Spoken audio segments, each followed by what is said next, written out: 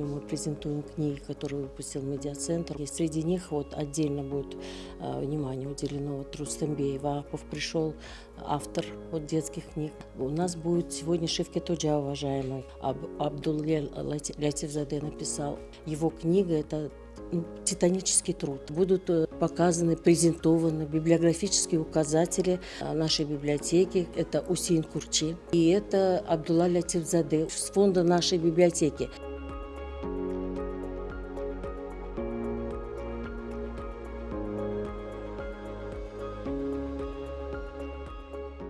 Моя работа — это фес с холхапахами и садхаб.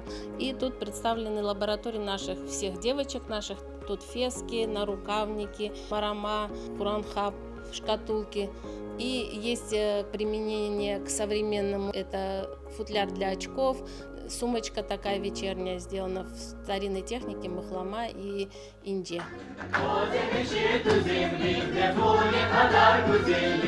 O